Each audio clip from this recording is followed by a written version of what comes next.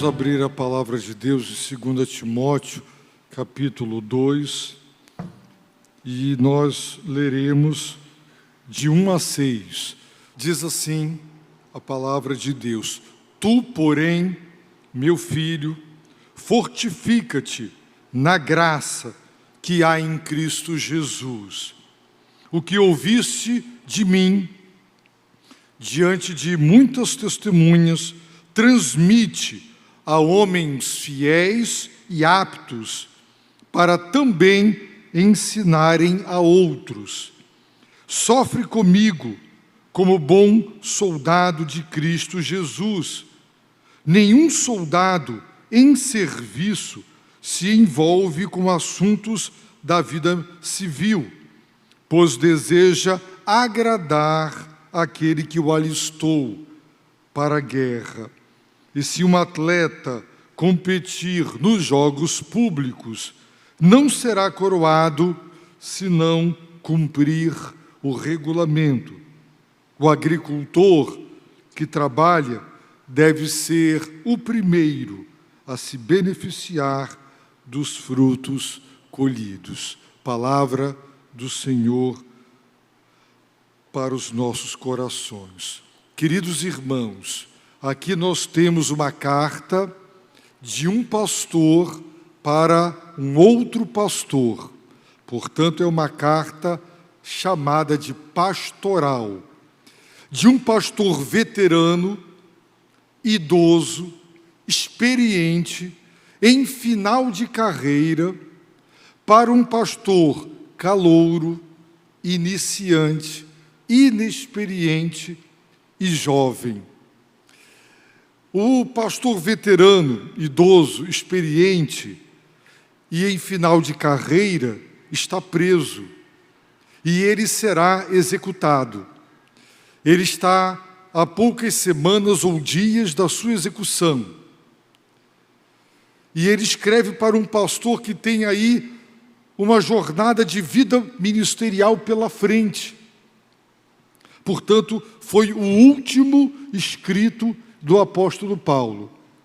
E ele nos dá, nesta passagem, 3 mandamentos. Ele deu 3 mandamentos, 3 ordens, 3 orientações. Os verbos estão no tempo presente, e isso indica continuidade. Era para obedecer e prosseguir obedecendo. Não deveria haver solução de continuidade, interrupção. Os verbos, eles estão na voz passiva, indicando que o primeiro deles, o sujeito da ação é Deus quem está fazendo a obra, e estes verbos, portanto, nos ensinam o que é que Deus espera dos pastores e também de cada um de nós. Quem lê o primeiro capítulo observará que o apóstolo Paulo, com tristeza, ele afirma que todos os que estão na Ásia me abandonaram. A igreja de Éfeso estava na Ásia, a igreja dos Colossenses estava na Ásia. Todas as 7 igrejas para as quais Jesus escreveu e estão registradas lá nos primeiros capítulos do Apocalipse estavam na Ásia. A igreja de Roma também o abandonara. Ele compartilha nesta carta que quando ele entrou na sala do tribunal para ser julgado, ele esperava encontrar semblantes conhecidos de cristãos que estivessem ali para lhe dar apoio espiritual e moral e emocional, mas todos o abandonaram. Ele estava sozinho. O cerco estava se fechando. A onda da perseguição já embrionariamente começava, e a reação de muitas igrejas foi não querer ter vínculo com o apóstolo que estava preso, com medo de ter o mesmo destino dele. Por isso, ele diz para Timóteo: tu, porém, ao contrário das atitudes dos cristãos da Ásia e de Roma que me abandonaram, tu, porém. E esta expressão aparece várias vezes na carta. Tu, porém, por 3 vezes. E lá no capítulo 4, verso 6, ele diz, quanto a mim. Então, a carta de Paulo a Timóteo, ela é dirigida a ele desta forma, tu, porém, e depois, quanto a mim.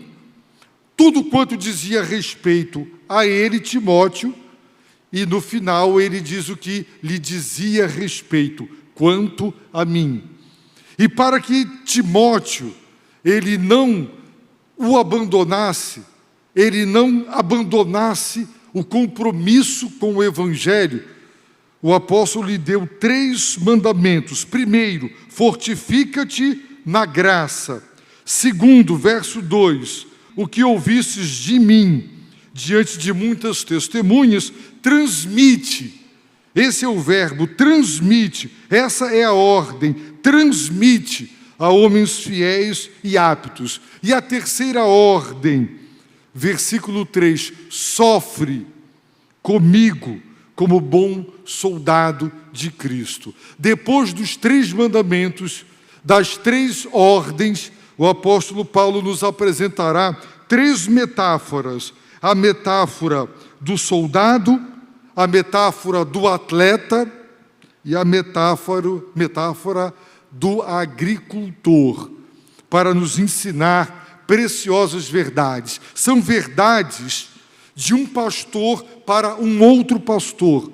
Portanto, tem tudo a ver comigo, com o pastor Gabriel, o pastor Eduardo. É uma carta de pastor para pastor. É o que nós, pastores, devemos fazer.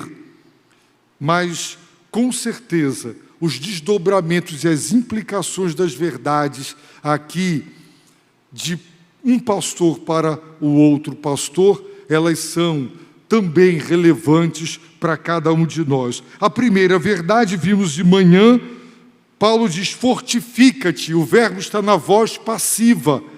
O sujeito da ação do fortalecimento é Deus quem tem poder, é Deus quem fortalece, mas Ele fortalece aquele que busca o fortalecimento. Portanto, a tradução literal seria, sede fortalecido. Quem fortalece é o Senhor, mas Ele não fortalece quem não se ajoelha, quem não estuda a palavra, quem não adora, quem não busca esse fortalecimento. Com certeza, o alimento nos fortalece, mas sobre a mesa, dentro do armário e da geladeira, ele não nos fortalece. Você só se fortifica se você ingerir o alimento. Então, ele alimenta, ele te fortalece, ele te nutre. E o primeiro mandamento de Paulo para Timóteo é fortifica-te na graça. Ele já havia dito no capítulo 1 que Deus nos salvou por causa do seu propósito e da sua graça. Graça que Ele nos deu em Cristo antes dos tempos eternos, antes de Deus criar o universo.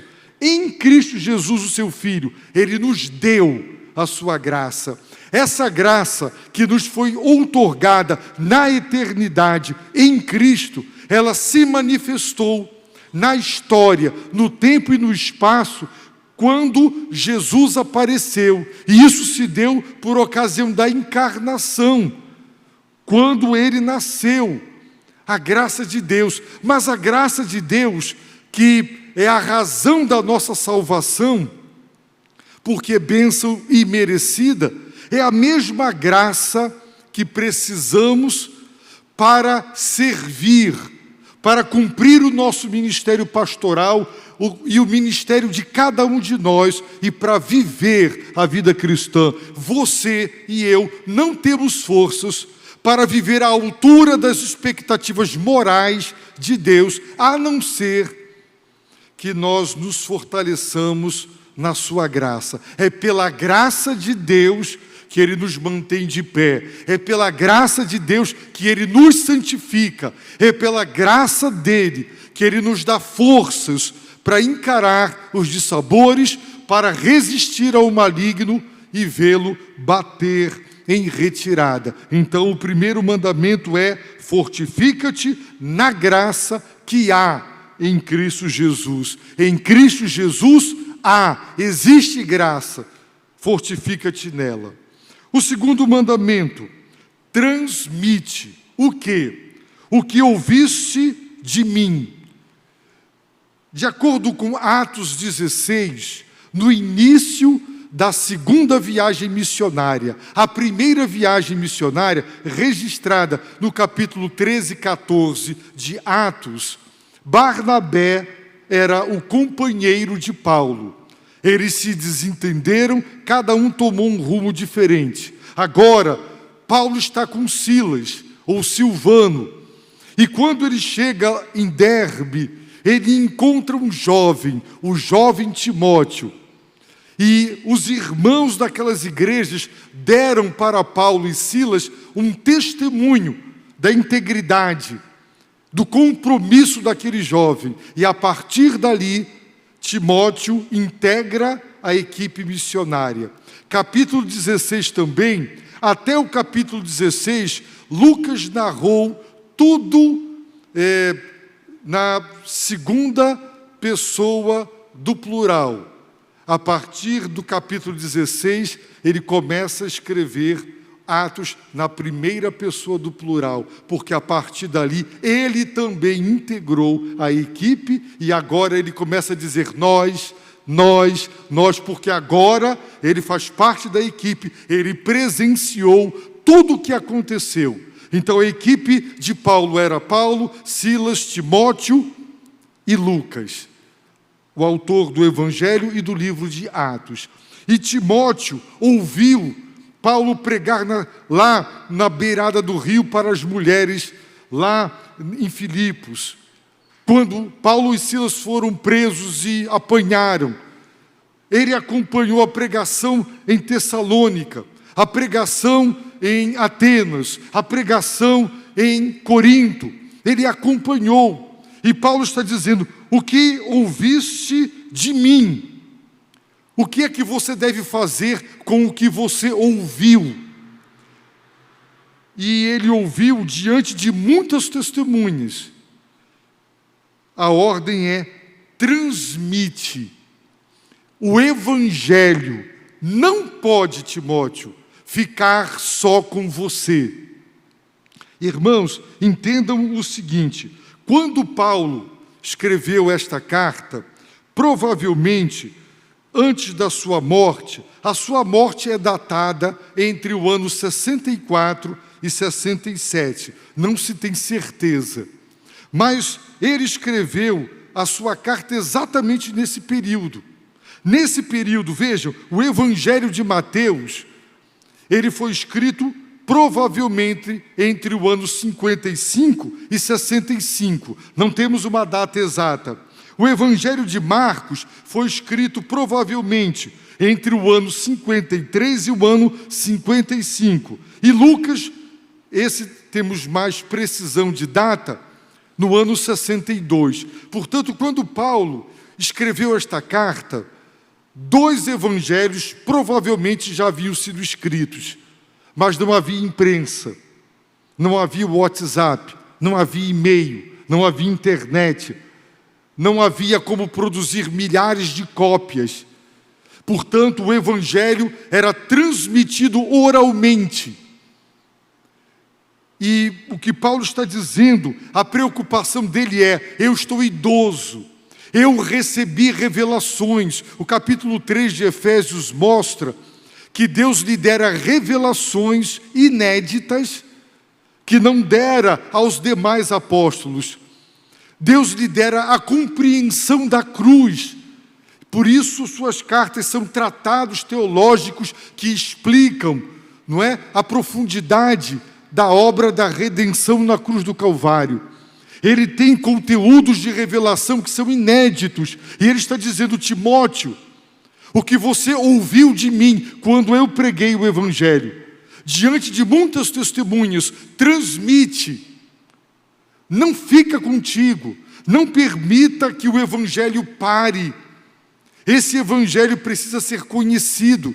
Transmite. Agora é interessante que este verbo, aqui traduzido como transmite, o substantivo dele aparece em 1 Timóteo, quando ele diz: Timóteo, guarda o tesouro que te foi confiado. Em outras traduções, guarda o depósito que te foi confiado. No capítulo 1 de 2 Timóteo, ele diz: preserva, verso 13, o modelo das sãs palavras que de mim ouvistes. Versículo 14, guarda o bom tesouro. Em outras traduções, o bom depósito. O substantivo significa depósito, tesouro, algo precioso que é colocado sob a tutela, a custódia, a confiança de alguém. Você tem dinheiro no banco, o dinheiro é seu, você colocou, você depositou o seu tesouro, o seu bem, e o banco, você confiou ao banco o seu dinheiro, para guardar o seu dinheiro. Paulo está chamando o Evangelho de depósito. O Evangelho, Deus depositou, é o tesouro de Deus. Ele colocou sob a responsabilidade de Paulo o seu Evangelho. Ele colocou sob a responsabilidade da igreja o Evangelho. E nós temos que guardar o modelo das sãs palavras, o Evangelho. Não podemos deixar que esse Evangelho seja desvirtuado, adulterado, quer por acréscimo, quer por subtração. Então aqui é o substantivo. E o verbo transmitir é o verbo que corresponde a esse substantivo. Ele está dizendo: transmite, deposita. O que Deus fez comigo e eu fiz contigo, faz com outros. Coloque sob a responsabilidade de outras pessoas esse Evangelho. Uma corrente tem elos. Se um elo se perder, quebra a corrente. O Evangelho não pode sofrer solução de continuidade. Portanto, transmite. Essa era a primeira missão de Timóteo: transmitir o Evangelho, a palavra de Deus, não deixar que aquela gloriosa mensagem, o Evangelho, é o poder de Deus para salvar aquele que crê. E aquele Evangelho não podia parar em Timóteo. Paulo está dizendo: estou preso, eu vou morrer, e eu estou transmitindo esse Evangelho. Timóteo, transmite. A segunda tarefa de Timóteo era fazer uma seleção criteriosa daqueles a quem ele transmitiria o Evangelho. Transmite o Evangelho a homens. Aqui não é genérico. Ele está falando de pastores, presbíteros ou bispos, são sinônimos do Novo Testamento, são os pastores, e de acordo com o Novo Testamento, não era uma questão apenas cultural. As mulheres não eram pastoras e não receberam a responsabilidade da pregação do Evangelho. E o apóstolo apresenta argumentos teológicos para dizer que ao homem foi dada a liderança na família e na igreja. Portanto, nossa denominação já foi unânime nessa posição. Lamentavelmente, já existem várias igrejas batistas abrindo concessões e consagrando mulheres ao pastorado, lamentavelmente. A missão de Timóteo era: transmite a homens com duas qualidades: fiéis e aptos, capazes, competentes. De quê? De ensinarem a outros. Adianta você ter um gerente da sua empresa altamente competente, mas infiel? Adianta ter alguém muito fiel, mas incompetente? Não. Timóteo deveria procurar no rebanho de Deus homens que comprovadamente tivessem o testemunho de que eram homens de caráter, de conduta ilibada, elevada, homens que deram evidências de fidelidade para com Deus, de obediência a Deus, de fidelidade a Jesus Cristo. A igreja não pode ser liderada por pastores que não sejam homens fiéis. Essa é a qualidade daqueles que serão os pastores das igrejas, fiéis, caráter, conduta, integridade, mas eles também deveriam ser aptos, capazes de ensinar. Paulo diz em 1 Timóteo 3, que se alguém almeja ser bispo, ou presbítero, ou pastor, deseja algo excelente. Então ele afirma, é necessário que o bispo seja irrepreensível, fiel, marido de uma só mulher, fiel, equilibrado, fiel, tenha domínio próprio, seja respeitável, hospitaleiro, apto para ensinar, o mesmo verbo, capaz de ensinar. Um cristão poderia ter todas as qualidades morais e espirituais, mas se ele não tivesse o dom, a capacidade divina de ensinar, ele não poderia ser presbítero, bispo ou pastor. Portanto, transmite, seleciona com critério homens no seio da igreja que sejam fiéis e capazes de ensinarem a outros. Assim, o Evangelho não vai desaparecer. Reproduz o Evangelho. Também treina pessoas para que sejam pregadores do Evangelho, pastores, bispos ou presbíteros. A terceira ordem de Paulo, sofre. Esse mesmo verbo é traduzido no capítulo 1, verso 8, dizendo, participa comigo dos sofrimentos. É o mesmo verbo, traduzido aqui de duas maneiras distintas. Sofre, o verbo tem exatamente essa conotação, sofrer junto com alguém.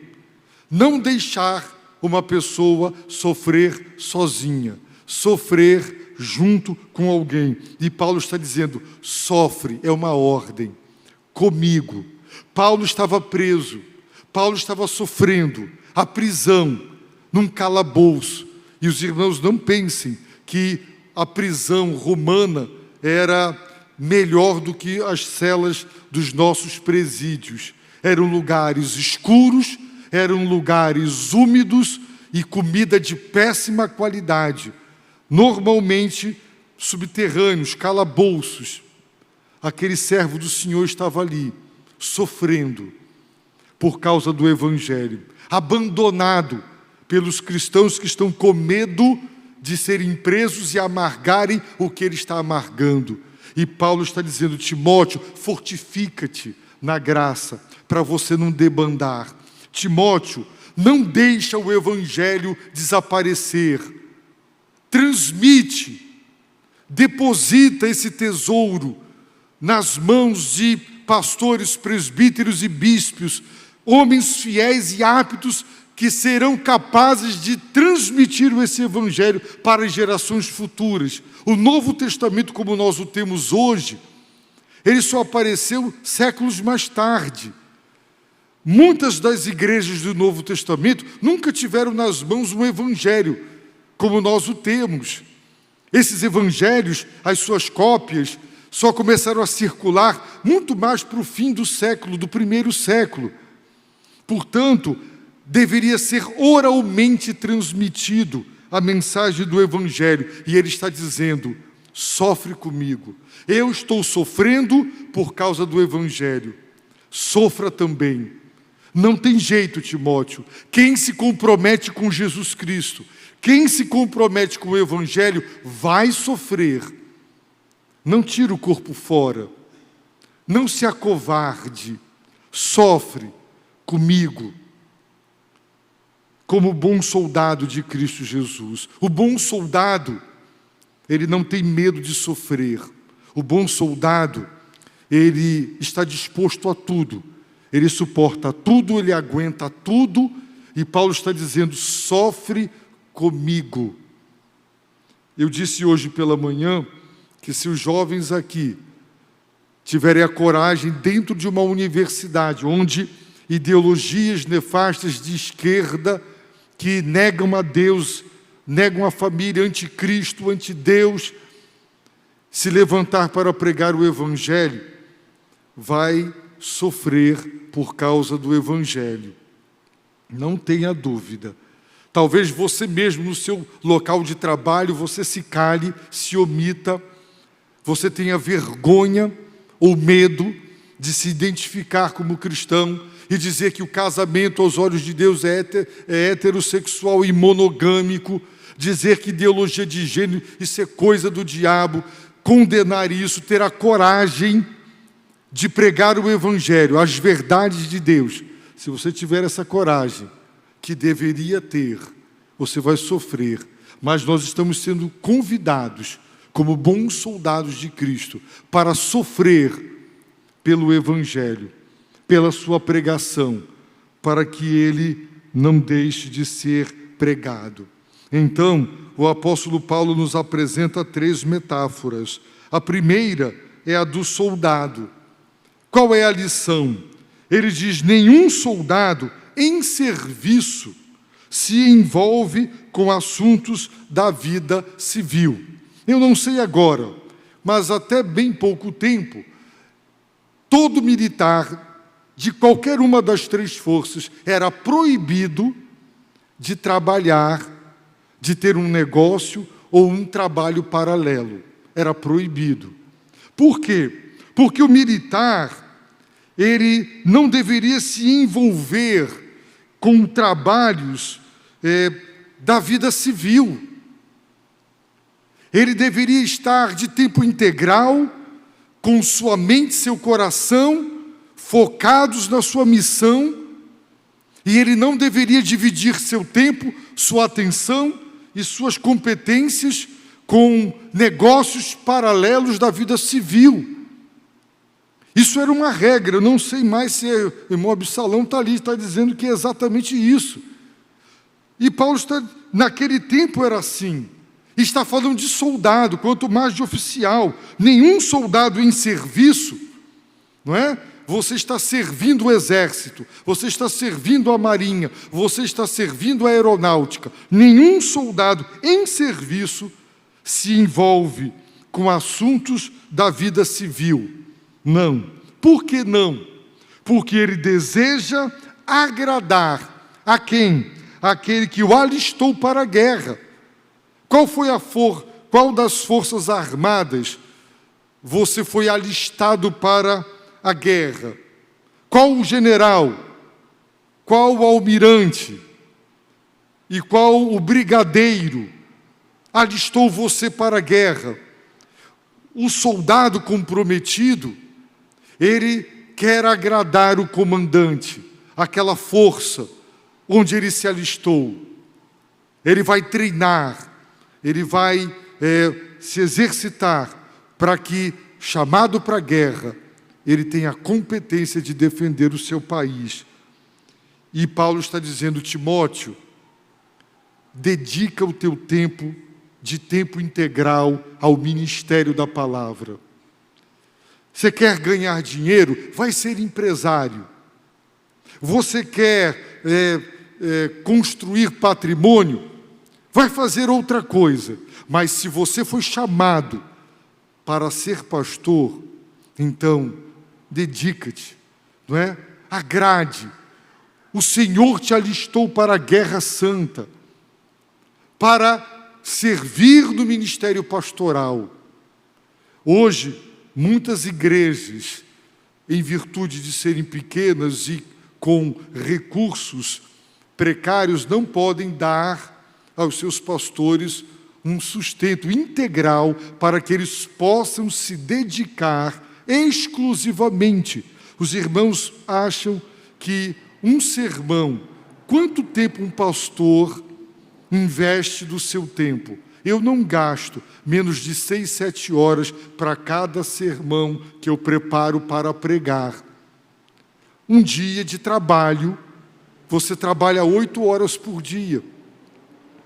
Se o pastor prega de manhã e de noite, e ele prega uma pregação que foi preparada em oração, com estudo, com pesquisa, que tem conteúdo e consistência para alimentar, e dependendo, um pastor, agora recentemente me disse, que ele ainda gasta 10, 12 horas, a preparação de sermão para ele demanda muito tempo, ele precisa de muito tempo.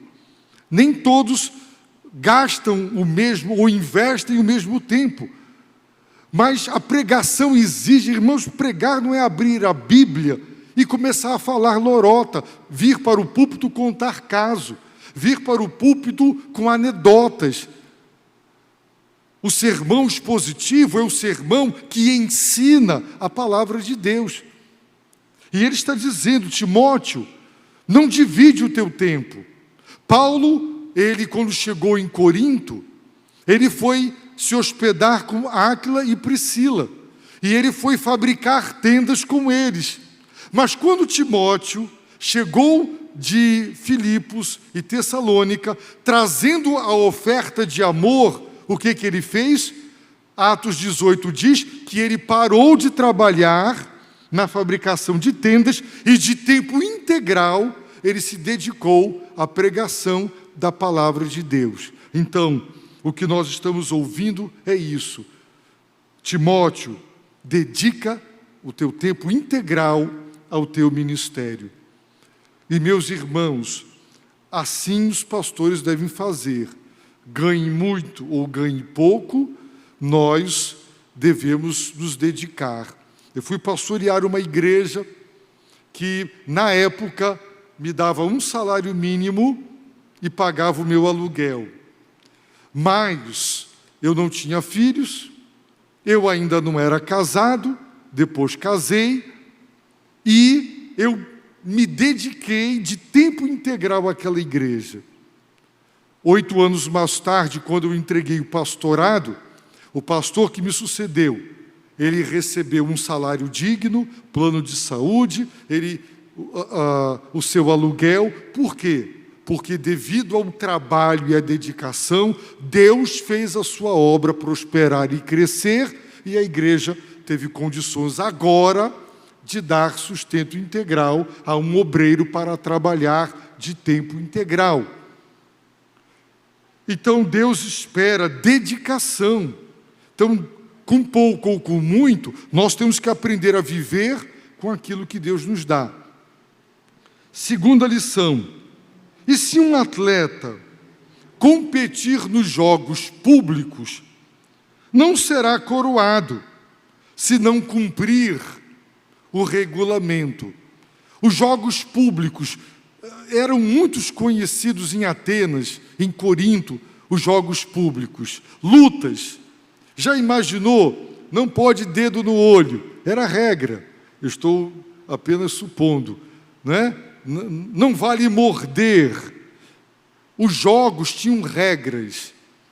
E quem disputava uma luta, quem participava de uma competição de toda e qualquer modalidade, ele só receberia a medalha ou a coroa se ele tivesse, como diz o apóstolo Paulo, cumprido o regulamento. Se ele desobedeceu às regras, vale gol de mão, cruzou, em vez de cabecear, você vai com a mão, você não pode validar esse gol. E nem pode dar o título para um time que fez gol de mão, porque não cumpriu o regulamento. O apóstolo Paulo está dizendo, o atleta que compete nos jogos públicos, ele venceu, mas ele só será premiado, coroado, se ele tiver cumprido o regulamento. Se ele não tiver cumprido, ele foi desonesto, ele foi ilegal e ele não pode ser coroado. Na nossa linguagem, receber a medalha de ouro. Paulo está dizendo, Timóteo, se você quer receber a bênção de Deus, a recompensa divina, obedeça o regulamento. Não vale tudo. Não vale tudo. Para a igreja crescer, alguém me disse, pastor, você quer encher a igreja? O louvor só pagode. Vamos fazer o louvor pagode, jogo de luz. E muitas igrejas fazem até trenzinho dentro da igreja. Vale tudo. Seja engraçado, seja cômico, conte piada, não fale em pecado, em ira de Deus. O que nós queremos é crescer a qualquer preço. Será que é isso que nós queremos? Existe um regulamento. Existe a lei moral de Deus.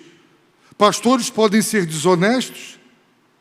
Pastores podem subtrair o dinheiro da igreja. Nas igrejas batistas, pastor não toca nos dízimos e nas ofertas.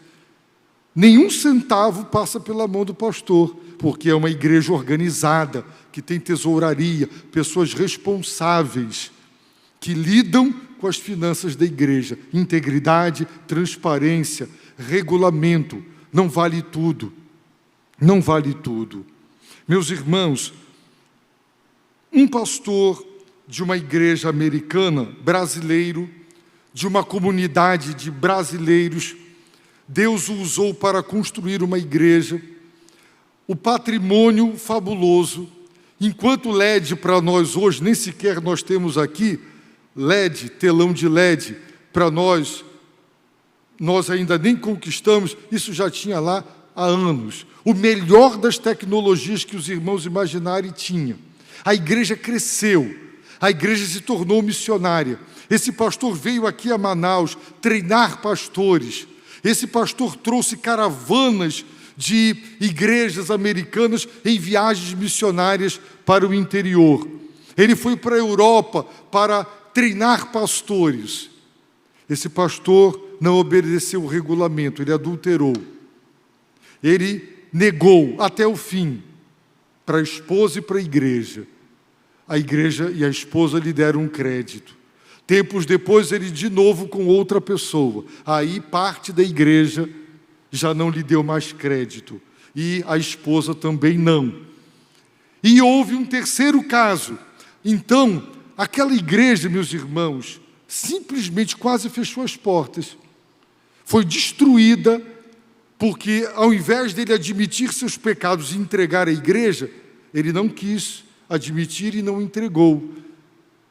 E aquele pastor, irmãos, porque não quis, como um atleta, obedecer o regulamento divino, achou que ele poderia ser pastor e, ao mesmo tempo, ter caso com as ovelhas. E existem inúmeros outros exemplos, além dessa área, em outras áreas. Mas o atleta que compete nos jogos públicos, ele só recebe a medalha se ele foi honesto, ele cumpriu o regulamento, ele não burlou. Então todo atleta chega lá para competir e correr, não é? Faz o exame de sangue, beleza. O outro tomou um bocado de injeção que energizou ele. Ele está com uma força energética de produtos químicos que lhe darão uma vantagem muscular e um desempenho que o outro que só treinou não tem. Aí ele ganha medalha de ouro. Aí vão descobrir no exame de doping que ele usou substâncias que lhe deram toda aquela energia e todo aquele potencial. Ele não recebe, ele perde a medalha de ouro, porque ele não cumpriu o regulamento. O pastor, os pastores, nós cristãos, existe, não é servir a Deus de qualquer jeito, é cumprindo o regulamento, a lei moral de Deus, as orientações da palavra. a última metáfora, o agricultor que trabalha deve ser o primeiro a se beneficiar dos frutos colhidos. Ele trabalhou, ele labutou na lavoura. E os irmãos sabem que é um trabalho duro, o trabalho da lavoura, o trabalho da semeadura, o trabalho da colheita. Ele não semeou e foi ficar na rede, ele acompanha. Não é um trabalho duro de acompanhamento, até chegar à colheita. Pois o agricultor que trabalha deve ser o primeiro a se beneficiar dos frutos colhidos. E Paulo está dizendo, Timóteo, o obreiro é digno do seu salário. Se você está trabalhando dedicadamente, como um agricultor, trabalho duro, dedicado, não é um pastor preguiçoso, que trabalha pouco, trabalha um dia, não trabalha o outro. Você, como um lavrador, um agricultor, que dá duro no trabalho, que semeou, que trata da lavoura, quando chegar a colheita, você deve ser o primeiro a se beneficiar dos frutos colhidos. Portanto, você deve receber o seu sustento como produto do seu trabalho. E assim, meus irmãos, o apóstolo Paulo deu a Timóteo 3 ordens e apresentou 3 metáforas que ilustram como um pastor deve proceder para com o rebanho, para com a igreja e para com Deus.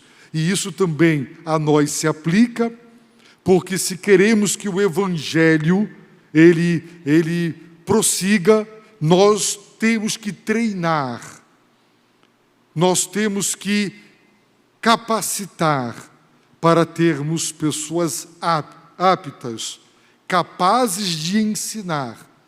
E temos também que trabalhar o caráter, a conduta, a fidelidade. Irmãos, lamentavelmente, todo vocacionado, quando vai para o seminário, ele vai por indicação da igreja. E muitas igrejas são absolutamente irresponsáveis quando recomendam. Eu, durante 8 anos, fui professor do Seminário do Sul. E eu fiz parte da equipe de entrevista.